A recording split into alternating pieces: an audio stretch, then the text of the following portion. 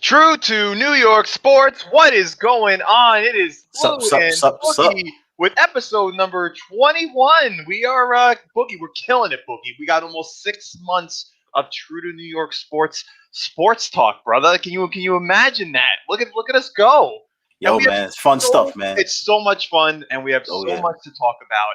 And thank you guys all for watching the show. And make sure you check out our website, TrueNewYorkSports.com. Check out our Mhm. Facebook, YouTube, Twitch, all that good stuff. Instagram. Instagram. Boogie goes live on Instagram now for Knicks stuff. So go look at that handsome face. Pause to go say hello. All right. So go check him out. But Yes, anyways, yes. let's get straight into it, Boog. What is our first topic today on our Monday night show of True to New York Sports with Sports Talk? Well, we can first start this off with Tiger Woods, the legend, the myth. The guy that everybody had a nice little tribute to. Everybody rocked the red shirts and black pants. You know what I'm saying? Off of the really bad injury this guy went through. You want to take us through that little injury real quick? Do you know the So yes, details? so Tiger Woods was going to play golf with Drew Brees and another golfer at like early in the morning, 7 o'clock. His route, if you guys don't know what happened, his route told him to go a specific way. Apparently, that route, a lot of cars get accidents there because the roads are all screwed up. And Tiger Woods unfortunately lost control of his car, wound up fracturing his legs, shattered his ankle, and now the big question is with Tiger Woods, is Tiger Woods going to be playing professional golf again? Boogie, what is your opinion on this matter? Well, first and foremost, the fact that we know that he's healthy now, you know what I'm saying? Like when I say healthy, as far as it's not life threatening anymore, you know what I'm saying?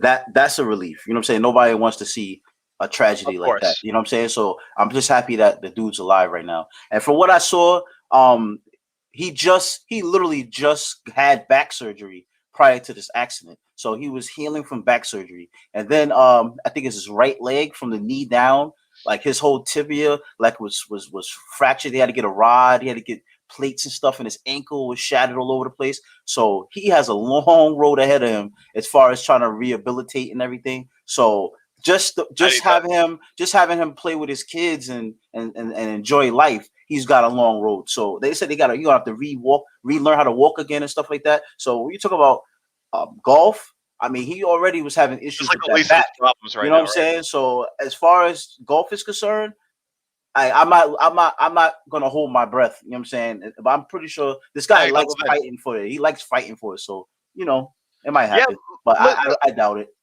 listen, the guy's been through a lot, right? Through his whole life. He's arguably the greatest golfer of all time behind Jack Nicklaus. Um, he's gone through so much stuff outside of the Professional Golf Association. The poor guy had problems with his wife. He got into a DUI accident. He's been on and off the golf course for the last 10 years. Did you see Everyone that went documentary? crazy. You saw that No, I documentary? didn't see it It yet. was No, really good. It's it was really good. good. Yeah, And yeah. he's been on and off the PGA golf course for years now. And when he won his first championship a few years ago, and he won his first major last year, everyone went crazy, right? Because Tiger Woods is back, and so we know that there's still a lot of fight in him left, but he's not getting any younger. Yeah, And that's the thing because he's that's so the thing, older now. You know what I'm right? saying? And he's older. He's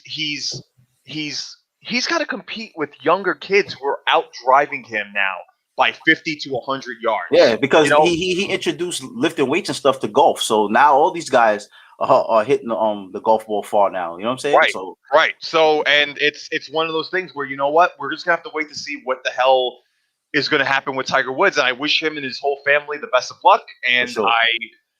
it's hard to see one of the, listen, we all experienced it last year when Kobe passed away, of how hard we, as fans of basketball, took Kobe Bryant's loss, even though he wasn't playing. So imagine Tiger Woods, like we said, arguably the greatest golfer of all time.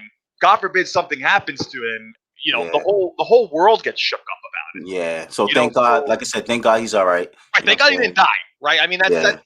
that's what it comes down to. Like, thank Basically. God he's alive and he's All okay. right. And like I said, So, all the golfers showed their respect by, wearing the red shirt, so and the black pants. So that tells you the respect that he does have still in the game. So Right, and he's still obviously a positive influence in Yep. golf because if he wasn't, you know that these golf guys doing this stuff, like their PR guys would be like, you can't be Yeah. contributing to Tiger Woods right now. Mm-hmm. You know, so So he's good to go.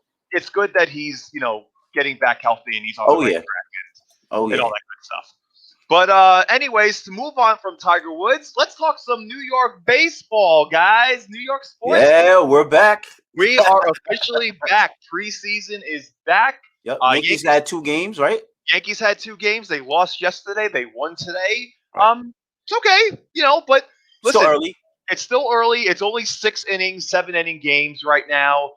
Like freaking Garrett Cole only pitched 1 inning today. He gave up 1 run, 1 inning. Gary Sanchez hit a home run, which was nice to see. He went 1 for 1 today with a walk.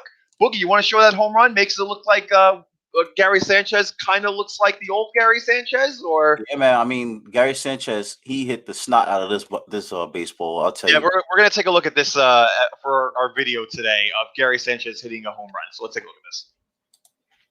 Okay. And he talked about feeling the pump and the energy. Oh, did you hear that baseball? He cried. It doesn't help. There's no fan. Look, Look, he hit it at the Yankee Stadium.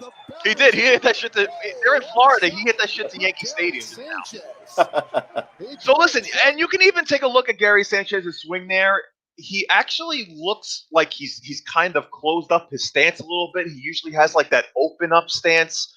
Yeah. Looks like he's a little closed up, so you can tell that he's obviously been working on his swing a little bit. I mean, he hears all the trash that's being talked about him. I'm sure. It ain't just us talking trash. The whole world is talking trash about him. So, he, as a man and as a baseball player, if you're not trying to improve, then I don't know what you strapping up for, what I'm saying, in the uniform. Right. So. And listen, we gotta be honest with ourselves here as Yankee fans. If he does not progress this year, this is either his make or break year with the Yankees. If he does not do well, I'm surprised he's here now. Still, I kind of am too. But I really think, like I've been saying, that it's just the potential. They see so much potential in him, and there's not many catchers in the league that can do what he has the potential of doing. Right. So it's really going to get back to, is Gary Sanchez going to go back to the old Gary Sanchez? Because if he doesn't, the Yankees are going to try to get rid of him ASAP to try to trade for him, to try to get something out of him, because they don't want to just lose him. Right. They just don't want to lose him. And then what about your Mets? Wait, before we go to the Mets, I just wanted to recap real quick on that. Remember we was talking about the rotation for the Yankees, and we didn't know who the fifth starter would be. Well, they debuted. We had Michael King pitching that first game, and he just gave it up bad. You know what I'm saying? So. I mean, like I said, I know it's the first game and everything, but I think that's why they're throwing these type of guys out here, because I think Boone had already said that he's trying to put his regulars out there early and often just to see what he got, to see, like what it is that they have to improve on, what they got to add, stuff like that. They're not letting Stanton or Gardner play for the meantime, but right, but like I said, that's the Yankee stuff. Now going on to my Mets, I mean, we had our first game today. We lost 2-0. It was great pitching by guys that trying to look for a roster spot. To be honest with you, because none of the main pitchers pitched today. But we just gave up 1 home run. 1 2-run home run, lost by that. We didn't do much on the offense, nothing like that. But Brandon Nimmo, he started off on fire, leading off, trying to hold that leadoff spot. I think he went 2 for 3, if I'm not mistaken. But he got thrown out at first, trying to overrun it. And the manager Rojas was basically trying to say, "Yo, I want these guys to be extra aggressive on a base path right now, and then we'll pull it back later." So I guess he's giving a little excuse for their little blunders on a base path right now. But you know what I'm saying? Right now, the Mets, like I said, that was the first game. You know what I'm saying? They look pretty good pitching with the non-pitchers. So I can't wait to see when the actual pitchers go out there and see what happened. Right. You know what I'm saying? But the main topic is not even that. That's how sad this is. The main topic is this guy right here. Will he sign his extension? Because he's looking at Tatis's contract, and then you got Conforto, who's looking for a contract similar to that. He's a little older than he is. You know what I'm saying? And then you even got Syndergaard, who's looking for extensions. So you got 3 main guys here that they got to try to look for extensions, and that's really what's going to get most of the attention here in spring training, outside of the actual playing. What do you think about that, Lou? Yeah, listen, I mean, it's going to be. I think what's going to happen this year with your Mets is That's that true, Bill. what I think is going to happen with your Mets is that if you guys do well this year, I think Lindor and Conforto and all those guys, especially if they all get along, they're going to want to stay together, right? They're going to want to make this team because they've already both said that they want to win, right? It's not like they're just here to play baseball. Right. They said that they want to win. So I think the chemistry of what's going to happen this year between your Mets is really going to determine whether or not these guys sign for the following year. Like I kind of see Conforto as your franchise Mets guy, but Lindor has obviously kind of surpassed, I want to say, Conforto as far as like popularity and Well, the potential dude like is the MVP. most popular dude in baseball. Look what he just did. He's embracing Queens by wearing the Coming to America Met jacket. You know what I'm saying? In spring Right. training. Like the dude's embracing the town already, and he just got here. He hasn't even suited up in Queens yet. And look what he's doing. You know what I'm saying? No, I agree. Conforto's I like agree. the silent. Conforto's the silent voice in the I want to say locker room, but there's no locker room in the dugout. You know, he's the silent guy. But this guy Lindor obviously is going to be the voice. So like you said, like I think they're both equally important. They gotta extend. No, which is why I think that they could listen. They could easily make or break this Mets offense, right? Because if you don't have Lindor and you don't have Conforto, all you really have is like Pete Alonso, right? As like your main like Pete big, Alonso, Dom big Smith. yeah, You know but what like I'm Don saying? Smith's not like a big named guy. Like Pete Alonso is a big named guy. You know what I mean? So like if you lose Conforto and Yes, you're right. Lindor, Conforto's like David Wright. He's our next David Wright. yeah, and I agree with that, Nico, and that's why Mm-hmm. I think I can see Conforto staying with the Mets as like a long time thing. But I'm glad Lindor is embracing the Queens atmosphere, but we got to see how he fits well during the middle of during the year, and see how well he meshes with everybody when the games actually matter. But he wants You to get know, signed before spring training ends, though. right? No, I know that, but you know what? Sometimes they say these things happen, and then they don't happen because he might feel differently. He might click with them in a couple of games and say, you know what, this is it. Like sign me right now. I want to stay a Met.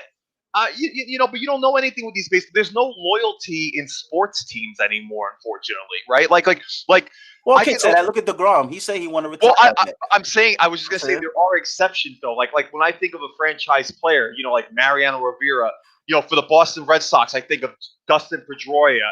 You know, for the Tampa Bay Rays, I think of Carl Crawford. Like there's not really a lot of people that stay for the franchise anymore because they go where the money is. I mean, look at freaking uh You're oh right. my God, David Price. You're right.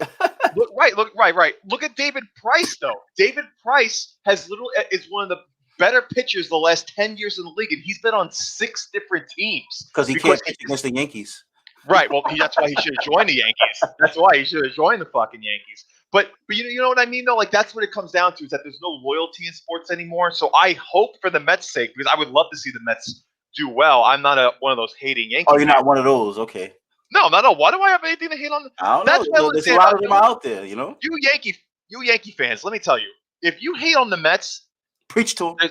there's something wrong with you because we've Talk to 'em. experienced in our generation right now. If you were born in the '80s, you've experienced 5 championships alone, right?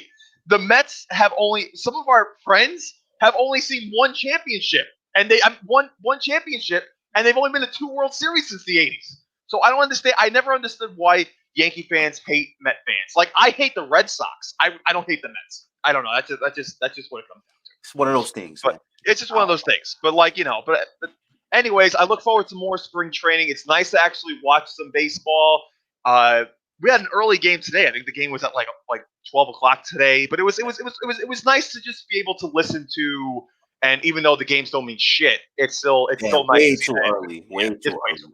Yeah, but anyways, Let's let's talk about move these on. Giants, man. Yeah, so Boogie, go ahead and talk about this story with Lewis Knicks here. And for Yeah, man. Lewis Knicks, man. That dude, that's real tragic. You know what I'm saying? What I read about him, you know what I'm saying? Like, obviously, he wasn't in the limelight because he wasn't even in football. But he played for the Giants 4 games. That was his whole career. He played 4 games for the Giants. The The dude must have fell down on some hard times because apparently, when he was in the gas station, I don't know if he was pumping gas to put air in his tire. He he got robbed and shot.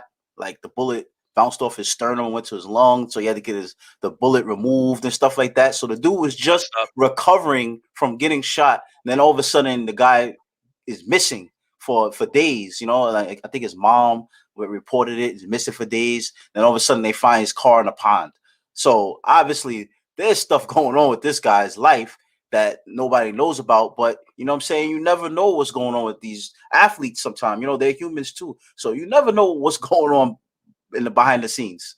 Yeah, and you know, unfortunately, I think we tend to view athletes and celebrities as not people, right? Because we look at them as a different type of species per se, and that they shouldn't be doing anything wrong. Like they've had it their whole life, they've had it easy.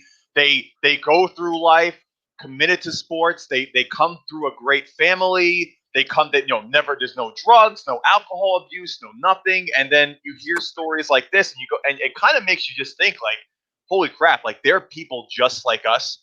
And unfortunately, people come through hard times. I mean, look at Aaron Hernandez, right? Like never, never knew all that was going on with him. No one knew that was going on. The guy went to Florida. The guy's family said that all he ever talked about was football. He goes to Florida. He wins a Super Bowl with the Patriots, and then behind the scenes, he's killing people. Like so, you never know people's situations. Yep. They're just like us when it comes to being a human, and I think we as people tend to forget about that sometimes. And unfortunately, you know, this guy went through some hard times, and obviously people were after him for whatever happens, and hopefully we find out some more info about this too. Right. You know, so and then yeah, talk about Nate Soldier too. We got Nate Solder. He decides he wants to play this season after opting out last season.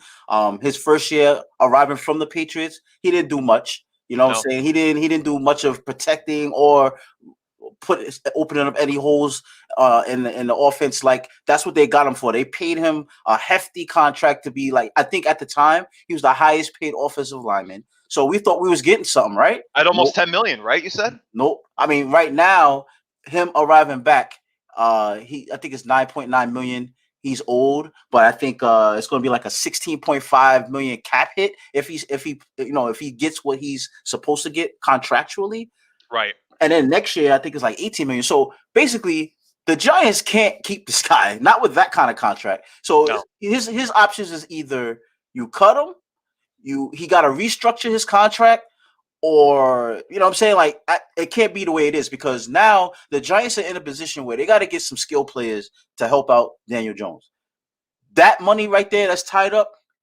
Once he didn't play last year, and they figured out the offensive line with all these young dudes, and they started getting it together, his job is done. Like, you know what I'm saying? He didn't do good, and now he was gone, and they got better without him. Like, yo, he's toast. I think he's probably going to get cut.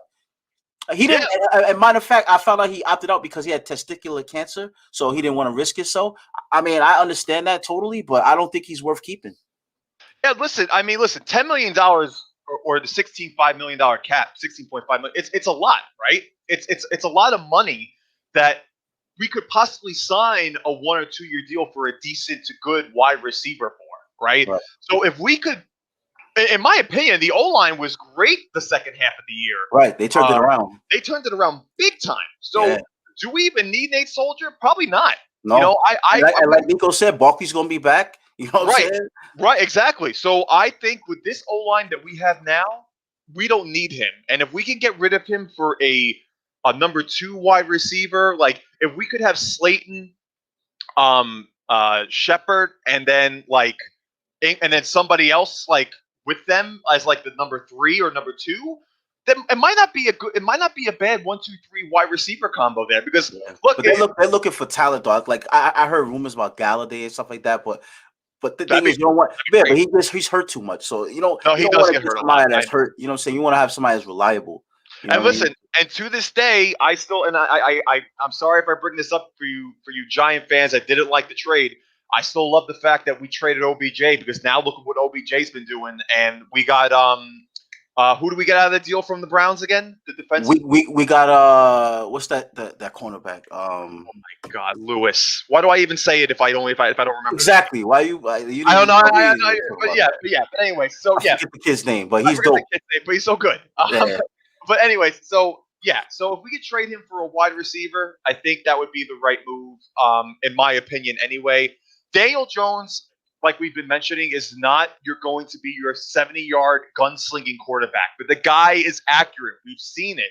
Right, that tight end from Florida, exactly, to replace Ingram, because that guy, that's what I'm talking about. Getting skilled position guys like that. You're absolutely right, Bill. Right. No, it's true. Yeah. And so if we can get Daniel Jones, because we know that Daniel Jones is going to be at least with the Giants for another year. If we could get him some more weapons to say, you know what, we gave Daniel Jones the weapons, he didn't produce, he had a good O-line. See you later. That's just what it comes down to. Right. So I think the Giants are in good shape though overall. I thought they had a very successful year, and as long as they keep building, bro, you got to trust Gettleman. I guess that's scary enough. We got to trust Gettleman. And it's crazy to say that because I didn't trust Gettleman for the longest time. And you know what? He made some good moves. And he made some bad moves too, but he made some bad moves too. He did. But you know what? They came great last year, and I'm very happy with the team, and we'll see what happens this year. But to move on from the Giants, let's talk about the other side. Boogie, talk about what is going on with these Jets. I got a question for the people watching, because this is something that's very baffling to me. Right? We got Watson, we got Wilson, we got all these people or quarterbacks and players who want to leave their terrible situation and have the Jets on their list to go to. So my question is, the Jets organization has not proven to be good. They had a terrible couple of seasons, a disaster coach that they just got rid of. Now they got a new coach. Why leave your situation to go to what it seems to be a worse situation? Right. I'm very confused why the Jets is such a big destination point for all these like elite quarterbacks that want to go there. Like, what's going on? Like, what am I missing here? So Boogie, what I think, and for all of you that are watching, you can tell me if I'm wrong too. I think what it comes down to is marketing. Okay, the New York Jets are where? In New York, one of the biggest marketing places in the entire world, especially if you are a player for that team. Carmelo Anthony, and perfect example, even though I have him here, Carmelo Anthony was one of the top-selling jerseys for years when he was playing with New York. Okay, so can you imagine a Deshaun Watson or Russell Wilson jersey in a New York green jersey? Okay, that is exactly, huh? No, I was talking to Chet. Okay, so that, in my opinion, that's the reason why New York is usually on people's list, because they know that they're going to get money compared to wherever they go if it isn't in a New York outfit. Think of it this way. Think of the amount of sales that there would be for a Russell Wilson number 3 New York Jet jersey. Can you imagine that? And then on top of that, let's just say that they don't get any of these franchise quarterbacks like the Deshaun Watson or Russell Wilson, and let's say they keep the number 2 pick and they draft Devontae Smith. Do you know how much Devontae Smith jerseys are going to be? They're going to be in for New York just because it's a New York jersey and the Heisman Trophy winner. Yep. It's one of those things where it's a New York thing. So that is why I think even if they're just saying it, like if they don't mean it, if they hear that New York is interested, if they're interested in a New York team, and then New York reaches out to them with a big contract, they might not deny it. So basically, you're saying the Jets are a destination because they got all the money. They have tons of cap space. They live. They're in the New York City area. So that's enough to attract. Like, because to me, you know what I'm saying? I've seen that situation in another sport for New York City, and nobody else wanted to go there when they had money and they're in the city. So why the Jets? Well, I mean, I think if you're talking about the Knicks compared to the Jets, it's also different management as well too, right? Yeah, but the Jets haven't proven to have good management either. No, but they just got a new head coach as well. You can say the same thing for the Knicks. The Knicks were god awful last year. They got a new head coach, and now all of a sudden they're winning, and people are watching them again. So you're basically saying Rob Saleh is the guy, the reason why most of these guys want to join. Now, I did read that Deshaun Watson does want to play under Robert Saleh, but Right. the thing is, the guy, he doesn't have like head coaching experience. So how is it that a rookie coach can become such an attractive or something that wants to bring all these players through? Because I'm pretty sure Russell Wilson don't have no affinity to him. You know what I'm saying? So no, like, but they do I don't get it. also. But listen, they do also listen. They're all part of the NFL. I'm sure that they all talk to each other, especially Rob Saleh. Let's just say Russell Wilson was interested in New York. They played in the same division together, right? The Seahawks and the 49ers. For all we know, they talked outside of football all the time. We don't know how it is, but if people listen, Boogie, if you and I are professional basketball players, and I'm on the Atlanta Hawks and you're on the Knicks, and you tell me that Thibodeau is a great coach and we're friends, I'm going to trust your judgment on that. I'm going to have meetings with these coaches. I'm going to go above and beyond to see if this is going to be a good fit. Because if it's not going to be a good fit, then I'm not going to go there. But if it seems like it's a good fit, I might take a risk of going there. So I think that's just what it comes down to, too.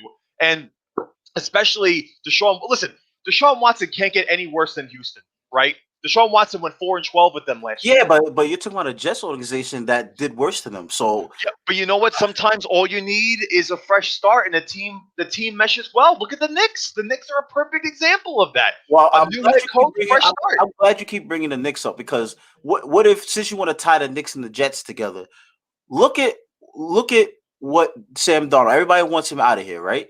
You know what I'm saying? He's about to get a new coach. He's about to get a new coach, like everybody supposedly likes, right? So why he can't make him turn him into a successful quarterback, like Thibodeau's doing for Randall? Like why that can't be? Like why does everybody want to get rid of Darnold for? Let me tell you why, and I'm going to say it again. I think you need to keep Sam Darnold here and not worry about a quarterback. In my opinion, Trevor Lawrence would have been the better fit. That's facts, Desmond. Right? Trevor Lawrence would have been the better fit for New York, in my opinion. You're not going to get him because the Jacksonville Jaguars are going to select him. They've already said that they're going to take him, right? So now Sam Darnold is not a bad quarterback. I don't care what anybody says. He had a bad year, but he was also under a bad head coach for the last 2 years. And before that spot, though, man. Well, and I know. And before that, though, Todd Bowles kind of gave up on the team as well. Okay, and that was Sam Darnold's rookie year. Okay, now you have a new head coach, a fired up head coach who wants to prove himself the same way that Joe Judge was with the Giants. Okay, and I think you need to give Sam Darnold that chance, especially if you're going to draft Devontae Smith, and you can't say that Sam Darnold didn't have weapons, because he's going to have a few weapons on him. I'm not saying the best weapons. Well, we'll see, because they got money.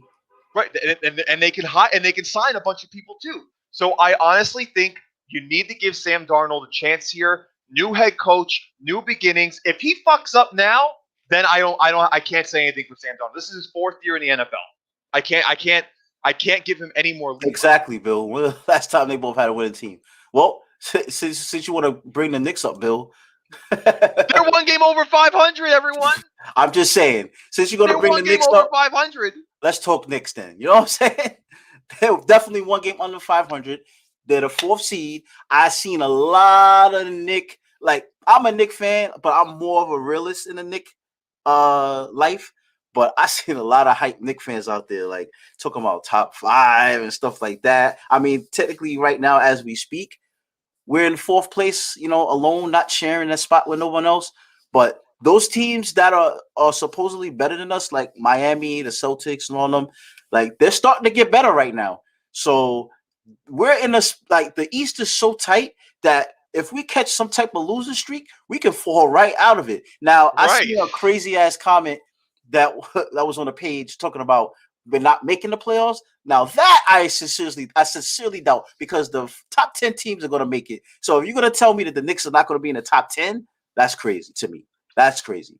Listen, to speak on what Boogie just said, there is a 2.5 game difference from 4th place to 12th place. Okay, that means there is 8 teams that could possibly make the playoffs because 1, 2, and 3 are done. Okay, I don't care what anybody says. Nobody's catching the Bucks. Nobody's catching the Nets. Nobody's catching the 76ers in that East, okay? There are 8 teams in that division that could possibly get a playoff spot of those last 6 spots, right? So the Knicks playing as well as they are right now, it's hard to not say that they are not a top 5 team in the East right now because they're currently 4th. They're 1 game over 500. They're playing great basketball, like unbelievable basketball, right? They're not even winning close games. The last 3 games they've won by over 10 points. But you gotta also too consider the fact that the teams that they've played the last couple outside of the Pacers, the Kings, the Pistons, and we play the Pistons again after the Spurs. I think we play the Spurs tomorrow, and then we play the Pistons again. So the Spurs and the Pacers, those were like the Pacers was an impressive win because that's a playoff team. Yeah, the Spurs tomorrow, that's going to be a good game. You know what I'm saying? If they did defeat them, then you're saying now we're saying something. But what I'm trying to say is let's not taste the Kool-Aid too crazy when we're spanking up on teams that we should spank up on. And that I'm actually happy about because usually those are the teams that we lose to. And I was just about to say that. That's the teams that you can't lose to. You have to beat those teams. You know, Boogie, I wanted to bet on that New York Knicks game yesterday because the Knicks were only giving 1 point to the Pistons yesterday. That's crazy to me. And I said to myself, is this a fucking trap game right now? Like, that's what they thought it was going to be. 1, and they wound up beating them by 20. Yeah, and so the Knicks actually starting to have a really good record on the back-to-back, the second game on the back-to-back. So I don't know why that was a 1-point spread there. I don't know either. I don't know, but I wanted to bet it, and I said, So all I know is that I should have, and all I know is that Mr. Carmelo Anthony here is looking at this Knicks team going, "What the hell? Yo, why can't I be a? Why wasn't this happening with me?" You want to hear something crazy about that? So I saw a question out there that was basically saying that Carmelo Anthony was doing less than what Randall's doing now because Randall's making his team better around him. So then I seen a big argument blow up because now people say, yo, you're talking about a Hall of Famer here, and you're talking about somebody who just got to their first All-Star, this, that, whatever. So that became a real big thing. You know what I'm saying? Like Melo, they tried to say Melo was only a scorer, but now they're saying Randall's doing everything, even though it's still only half of a season that he's like that. Because just last year, everybody was ready to get rid of him. When this season started, everybody wanted to get rid of Randall. So now all of a sudden, I'm starting to see comparisons to Melo. I mean, that's really not fair. let me just add on to that too. There are tons and tons of players in any sport who have not been Hall of Fame players, but have been great for their franchise. I am not saying that Julius Randle can't be a potential Hall of Famer, but what I'm saying is that there have been tons of players who haven't been in the Hall of Fame who just make their team overall better. Like, and that's okay. There's nothing wrong with that. I think it's a little unfair to compare the two. It's definitely unfair. But that it's okay for people to still help their team out. Dennis Smith, Denise Smith now. Yeah, I know. Leave Dennis Smith alone, guys. The guy's a former first-round pick who's been shafted by the Mavs and the Knicks, and now who is he with now? He's on the Pistons. He started. Right. Yeah, Yo, no, I know. You can't say that those teams shafted him because the dude is just trash now. Like, he's trash. Like, you know what's crazy? Like, he got all that hype, you know what I'm saying, in the draft. He had all that hype or whatever like that. But the dude just can't hit a consistent jump shot. You know what I'm saying? Like, the league caught on to him. Like, all he could do is drive. So all you could do is drive. All right, I'm gonna compare him. I don't want you to get mad, but that's exactly what Peyton was like when he first got in the league. Remember when he had that little dread thing coming over his head? Like, that's he looked like the Weeknd when he was on Orlando. Like, the dude, he was shot worse than he shoots now. And he didn't go to the basket as aggressive as he does now. So he was worse than he is now. And you already know how I feel about Peyton. So you love Peyton. So Dennis Smith Jr. is definitely proving to be that kind of player. So if that dude don't develop a jump shot, he might be out the league soon. Right. No, I'm not disagreeing with you there, but when he started with the Mavs, he actually came out pretty hot. Pause. And then what happened was that it was a hot month, right? The Dallas Mavericks drafted some guy named Insanity Week. Right. But then the Mavs drafted Luka, and there's no comparison. If no matter what point guard was with the Mavs, they were getting shafted because you drafted Luka and he became to be a beast. He's a God. That Right. dude's the So future. He's the future. So it is what it is. I mean, Dennis Smith is trash. The whole Pistons team is trash. So, I gotta give Rose credit. Rose has been playing 35 plus minutes without Peyton here. I never said anything bad about Rose. First off, don't try to backtrack. I never said anything bad about Rose. Once Rose got here, you and your bandwagon team started running around with the Peyton parade and the flags, talking about Peyton should start. He's our best option at point guard. When Derrick Rose got here, I don't want him to take away from the young guys. They should have never made this trade. Now what? He was on the bench. No. I don't want to hear. No. Great and quickly. Then he gets to the starting lineup. I don't want to hear this with him as the starting point guard. You want to know why? Because you were like, don't start defending Derrick Rose because you were more worried about quickly more than you were Derrick Rose. No. I don't even want to hear about that. I said Derrick Rose and quickly. Quickly, I believe should be in the starting lineup at some point. Yes. I'm lobbying for that. Yes. Right. And he's how long Derrick Rose is a better option starting point guard than Peyton is. They're not missing him. You can see they're not missing Peyton. They are winning without Peyton. Yes. Shocker. Were you surprised that they were going to win without Peyton? Did you think we was going to go on a losing streak? Well, they also only played the Pistons and the Kings, like you said. And we played the Pacers. Right, but the Pacers aren't that good. Yes, they are. They're not that good. They've been horrible since they lost. You got Brogdon, who's averaging 20 a game. You got an all-star in Sabonis. You still got Miles Turner, who's leading the league in blocks. Probably they're 15 and 17.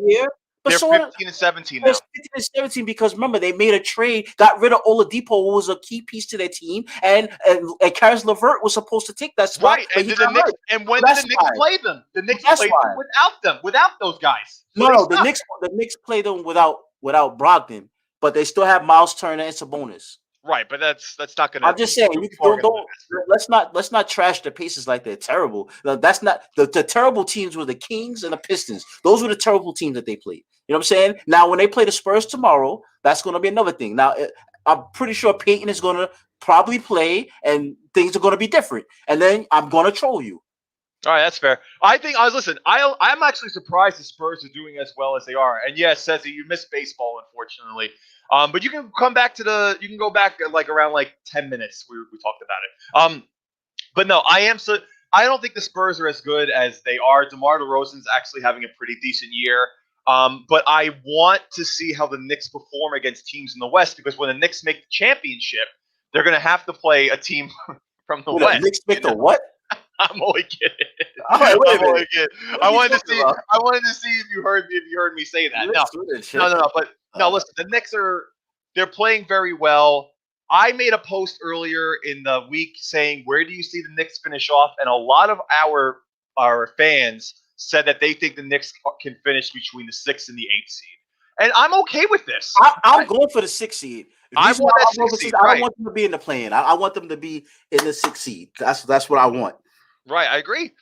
6 or higher, obviously, but right because listen, you get into that trouble if you get the 7 through 10 seed because of the whole 7 plays 10, 8 plays 9, and 1 game playoff, and then they're the 7 and 8 seed thing. Wow, you saw what Bill Munch said? Yeah, friend paid $250 for a rapid test just to go to MSC to see the game. That's all right. I mean, that's fandom right there. That's dedication. Listen, this is the most excited I'm sure Knicks fans have been. Bro, we haven't had any winning basketball, bro. So anytime you have any type of winning basketball, this is great. You know what I'm saying? Like you can't defeat this. This feeling, like I said, I'm feeling that feeling of being excited and hyped just because they don't have the talent. You know what I'm saying? They don't have the talent that an actual good team has or supposedly have. They got a lot of throwaways. They got a lot of hopes. They got a lot of young guys. You know what I'm saying? And Thibodeau has put this team together, got them playing defense, got them buying into his whole plan. You know what I'm saying? And imagine if there was actual real talent on this team. You know what I'm saying? Like I hear people they try to say, oh, they're doing this without Robinson. You know what I'm saying? Because Noel, you know what I'm saying? Noel is enough, and we just need to pick up a piece. Like guys, like you're just going too far now. You know what I'm saying? Like just because you know what I'm saying he's hurt, but Mitchell Robinson was doing great when he was playing. You know what I'm saying? So having him and Noel as our 2 centers, a nice little Great. 1-2 And combo. you know, Taj Gibson, even as a third string or playing some backup minutes, he's doing amazing. So, like I said, they're not stars, but they bought in. You know what I'm saying? And with them buying in, like the team is amazing. You got them going in the prime time slots now. Like the basketball world is starting to see a good brand of basketball. Obviously, they're not saying they're a championship team. They're just saying that they're bringing a really good brand of basketball to the TV. So that's saying a lot. No, You it know? is. It's saying great. And now we have two Knicks representing us in the All-Star game, right? We have Julius Randle in the All-Star game, and then we have Obi Toppin in the slam dunk contest. So, Right. so Boogie, what are your thoughts about Obi Toppin Now, in the slam dunk contest? unfortunately, Obi Toppin's been playing, but you don't really get to see any of that athleticism while he's playing. Like Right. outside of like maybe 2 or 3 dunks that he had, I seen they kept trying to throw alleys to him, and they kept getting deflected and stuff like that. So to be honest with you, it's very, very difficult for a taller player to win a dunk contest. So he has to arrive with super creativity. I mean, it's in his bloodline. His father, Dunker's Delight, was on the N1 team. You know what I'm Right. saying? So, I think they say his grandfather was good too for some reason, but I don't know nothing about that. But anyway, he's tall. That's not the typical like dunk contest winning type of player. It can happen, obviously, Didn't but Dwight Howard win the dunk contest? that's what I'm saying. But did you see the creativity he did? Yeah, he He did the broke Superman. 2 rims. He broke 2 rims. He did the Superman. Like he did creativity stuff. If Obi Toppin can arrive out with something like that, then he have a shot. But we don't even know who else is in the dunk contest. I need to see who else is in the dunk contest first to actually give my actual analysis to that. Listen, I think Obi Toppin will do okay, and I'm going to tell you why I think Obi Toppin will do okay. You damn right, Eddie. I'm really excited about the Knicks. Listen to the guy's name. Obi Toppin is one of the most creative names I think I've ever heard. So a creative name has to have creative basketball dunks. I think he's going to do just fine. I don't care who else is in there, but I'm sure he's going to be like a kid in a candy store. No, he didn't make the All-Star Yeah, but team. you see Gordon keeps on getting robbed. So you see what I mean. So Nico, Right. you're really actually proving my point. That's what I'm saying. Gordon, I believe, should have won like twice at least, and he should have won the one with Zach LaVine. 1,000,000% he should have won the one with Zach LaVine. Yeah, so But I think that he'll do just fine. I think he's going to be like a kid in a candy store. He's going to be around not too many people, but he's going to have his limelight. People who don't know who he is are going to know who he is now. And I think it's going to be a nice little moment for him to represent the Knicks. And I don't think he's going to disappoint because I'm sure the Knicks, especially the Knicks, listen, they're all around the same age. I'm sure they're giving him shit that he better represent and not embarrass them. So, and he's with his vet Randall because they both going to be there together. Right, exactly, right. So I think it's gonna. All right, Bill. All right, see you later, Bill. Thanks for watching. I think it's gonna be a great show. I can't wait until it comes out in a couple of days to see what's going on, and I look forward to even the All-Star game itself too, just to see Julius Randle in there representing our New York Knicks. That's right. Yeah. So now let's talk about the crosstown rivals. I can't even say they rivals, but the crosstown team, the Brooklyn Nets, Mr. Nico's team. You mean the Brooklyn Hardens? The Brooklyn James Hardens. Because let's get this out the way, man. I read today that Jeff Green's not even playing. Him and TLC is out. Yep. Does anybody want to play on this Nets team? Is there anybody in the comments that want to try out for the Nets to play during the regular season? Because apparently nobody else wants to play the regular season. They just want to go straight into the playoffs. That's how they do it. Poor James Harden. The dude is still out of shape and he's hooping. He got this team going and nobody else want to play. How is the guy that's out of shape the one who's the most healthy? Like, how does that even work? Listen, James Harden is doing James Harden things. It just seems that no matter what team James Harden goes to, he winds up getting isolated and having to carry the team on his back. And it's crazy. Yeah, Steele, what's going on? Oh, you just missed the Knicks talk, brother. Come on. And Jets talk about how Sam Darnold's the future for the Jets. So my thing is with James Harden is that he's literally taken this team on his shoulders, right? He's embraced Brooklyn. Like Nico, I think he embraced winning. Right, exactly, but he's doing very well. And let's be honest, when he first got traded, Houston was doing better without him, and Brooklyn was doing fine with him.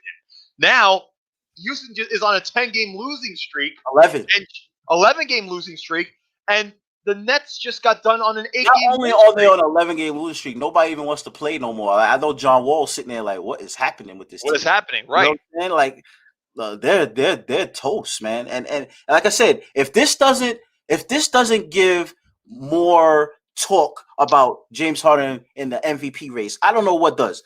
You have LeBron James, right? Right. Was him and Embiid. There was like the 1-2 in the MVP race, right? You got Embiid, who has the team that's the 76ers #1 in the East. And then you had, the Lakers with AD. They was doing exceptionally well, right? So now AD gets hurt. You know what I'm saying? All of a sudden, the Lakers start losing a little bit. They start to struggle a little bit. Like I said, that's no fault on LeBron. I'm not faulting LeBron. I'm just basically making the point that he started to struggle. The team around him hasn't picked up the slack.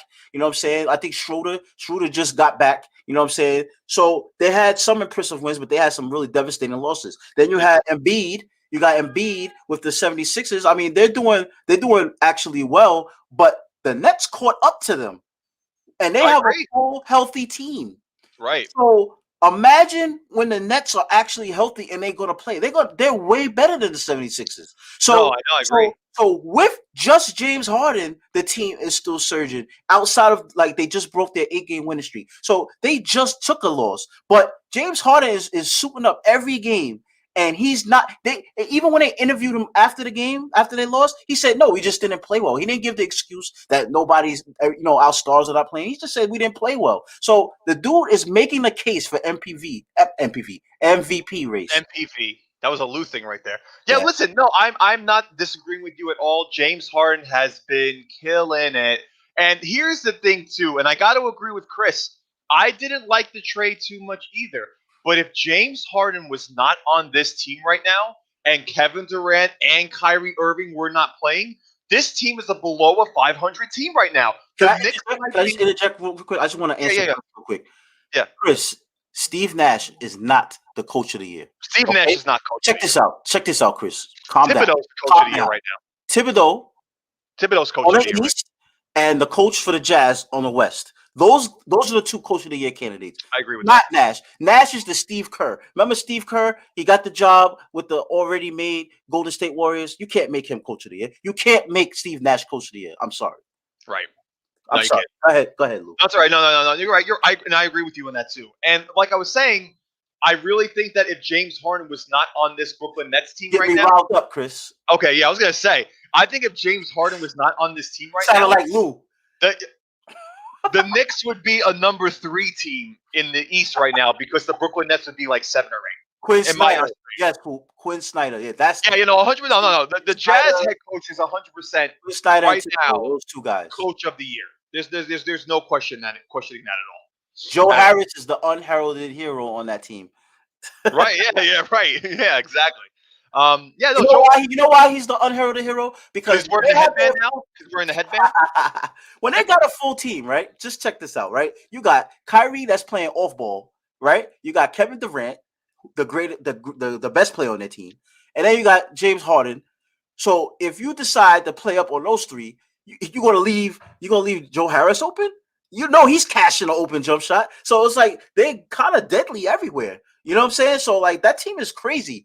They're definitely arriving out the East, in my opinion. But I'm just saying, as far as James Harden being in the MVP race, like the guy is proving it day in and day out. And I can't wait to watch the game today to find out, you know what I'm saying, see how they play. I agree. Yeah, no, it's going to be a very interesting couple of weeks when the Nets are finally healthy. That's all I'm saying, is that it's going to be when Kevin Durant is finally back officially and Kyrie is stopping with these little petty injuries that he breaks a nail and he can't play. Right. They're going to be a very interesting team to watch, especially come playoff time. Definitely. I don't care what seed they are. Oh, they're going to be great. They're going to be great. Right. They're actually a national team right now. Like everybody is watching the Nets right now. They are a problem no matter what seed they are. Everyone. In the East. I don't care if they finish. I think that's the reason why they're not playing, because they feel like they can win in any seed. I think that's the reason why they're doing this, because there's no reason why all of them got to. What? Kyrie has a shoulder maintenance day off? Like, what's Right. that, bro? What's that? He had 2 weeks of maintenance days off. You know what I mean? I don't know. And Chris, you don't think that he deserves Coach of the Year? For the East, See, I think he does. this is my thing. This is my thing with the Coach Snyder situation. The Jazz was a playoff team last year. You know what I'm saying? They have actual bona fide stars in their team. Right. You know, they improved, and he has them playing elite basketball. No denying that. But we're comparing a Knicks team that has been a laughingstock for the last 20 years. He jumps into the fold, and now all of a sudden we're talking about playoffs with the Knicks in the same sentence. Right. That has to hold a lot of weight right there. So Right. that's why I'm saying, yeah, I'm not taking nothing away from Snyder, but he already molded a playoff team. Now you're talking about somebody who did the exact opposite. Like that team was trash, and now he got less talented players playing above and beyond their actual talents, and got us talking playoff basketball for the Knicks. Come on. I do want to make note that Boogie earlier in the year said that the Knicks this year were going to win 18 games for the entire year. I did. The Knicks currently have 18 wins. So I'm not alone in this, by the way. I know. Listen, I said they were going to win 27. And that might be gone. That's going to be short too. Yeah. 72 games. Knicks look like they're a 40 and 32 win team right now. 40, 32, 39, 30, 39 and 33 kind of thing. I can totally see that. They're going to the playoffs. Conley needs an award, but this is his contract year, so you know he's going to play good this year. Well, of course. Of course. And then next year he's going to get hurt again for another year, and then let's just see how it goes. But my didn't thing Mike is, Conley? Wait. I'm sorry to interrupt. Didn't Mike Conley already sign a 4-year, $100 million deal? I think this is the end of it. I think this is the end of it with the Grizzlies, right? Before he got traded to the Jazz. Mm-hmm. Yeah, crazy. And the guy did nothing for 3 years, and now all of a sudden he wants to play basketball. Crazy. Right. Thank you, George. George, what's up, buddy? George, that's my cuz. Yeah, but anyways, let's lead it off into the All-Star game, right? Yeah, might as well. Mm-hmm.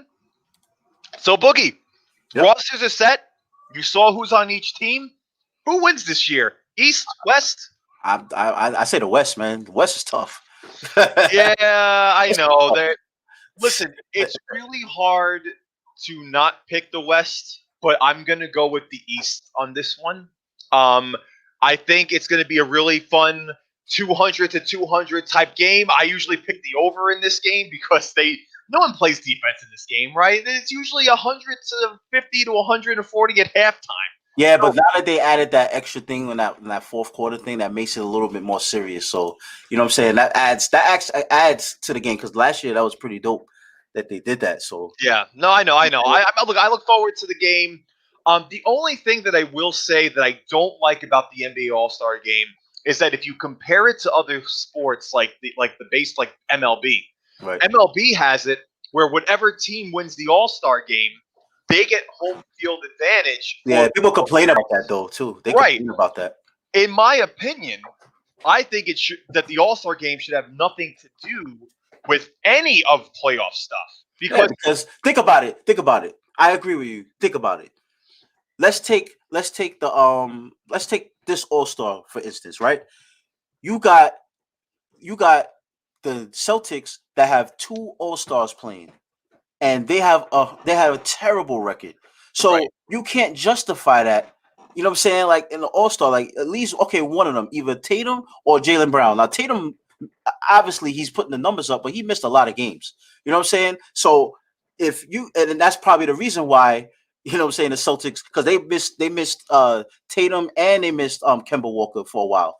So with that being said, Jaylen Brown was holding the torch all by himself on that team. Even Marcus Smart was hurt. So I was saying like Jaylen Brown definitely deserves the All-Star, but how are you going to throw Tatum in there? Now Tatum is starting for Durant. You know what I'm saying? So like when you have situations like that, you know what I'm saying? Like it's just basically a popularity contest. So when it's a popularity contest, you can't really base the actual season upon stuff like that. You know what I'm saying? I agree, and that's why I think MLB needs to change something like that. Because listen, in my opinion, if a team wins 110 games in MLB and then they happen to play against a wild card team who only wins 85 games, but their team wins the All-Star game. Now all of a sudden they get home field advantage when I don't Hey like Nico, it. hey Nico, I don't know if you listened to the last show, but people thought that Sabonis should have made the All-Star over Randall. So the fact that you're saying Randall should start, it might be just a local thing right there, because people didn't even think Randall should even be in the All-Star, which is crazy to me. Crazy. The guy's having an unbelievable year. Unbelievable. It's nuts to me. So Pause. Taco Fall should be an All-Star? Yeah. He should. Oh man. The guy gets 6 minutes a game. I don't know. Oh man. They just got. I'm convinced they got Taco just for his name. I mean, the guy's name is Taco. He's 7 foot 7'3", 200 pounds. He's a good dude though. He's a crowd favorite. That's what he is. So. He's a very big crowd favorite. That dude gets a lot of yays in the crowd everywhere he go. So you know what I'm saying? He's just one of those personalities, I guess. Yeah, that's it. But no, I look forward to the All-Star game. I think the East are going to take it down. Boogie, you owe me $20. You want to place a $10 bet that the East beats the West? Sure. All right, bet good. East. All right. So if I win, I'm up 30. I don't think Peyton's an All-Star, Nico. Stop it. I just think Peyton is a lot. Okay, Lou. Can you do me a favor? Can you please? Because you're the leader of the Peyton crew. Okay. So I am the leader. Can you please, address the room about how you really feel about Peyton, so that when I make my post, it don't get misconstrued, because, I see little people get a little sore. I don't want to name the names because you know who I'm talking about. You know who's in the Peyton parade. Right. Just tell me what your actual feelings are about Peyton, please. I like Elfrid Payton because when he was a Phoenix Sun and he was in DraftKings, he was always a cheap option that would get me 25 to 30 points. So I followed Payton a good amount. The guy would average like 6 assists a game, 15 to 20 points. I liked his court vision. I think he is better at point guard than Quickly at the moment, okay? Quickly is still young. You ain't lying, Chris. The team is winning. I don't think that Quickly should be starting right now over Payton. Shut up. I'm saying, though, that you're basing a starting point guard over DraftKings when he played on another team. Correct. This is our code. I know this is our code, guys. I know the potential. My God. And he's in his 60th year in the league. You know his potential. I hear you. He's only been in the league potential 4 years. Is to not freaking shoot. He can't shoot. And Derek, but you know what? You didn't make any fucking post when Elfrid Payton had 2 games of 20 points, and the other day when he played 37 minutes and had 21, 5, and 4. But why do you want me to make a post about it? Because I knew you was gonna, like you did, you tagged me, and then you disappeared. Then you disappeared when he went back to his regular self again, and then he had to all of a sudden hurt. Yeah, all of a sudden his hammy's hurting now. He's hurt. You know what I'm saying? Now he's a Brooklyn Net. His hammy's hurting. So now what? Derrick Rose had to get into the starting lineup. Then what happened? And they haven't lost. They haven't lost. Then I don't see any of the Peyton apologists anywhere. Don't contradict yourself, because you said it yourself that they played shitty teams. 3 games, Hoop. 3 games. Yeah, don't say that. Don't say that. The Knicks are 3-0. Yeah, because they played against the shittiest teams. They played against Hoop's Pacers.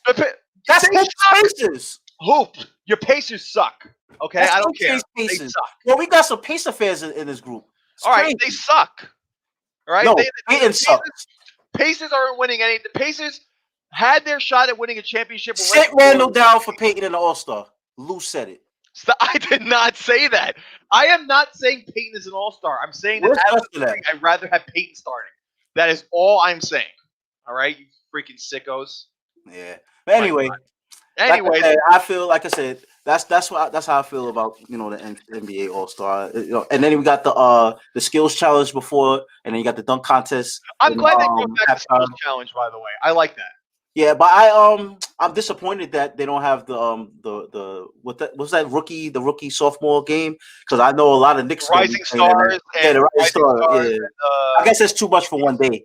That used to be a 2-day thing.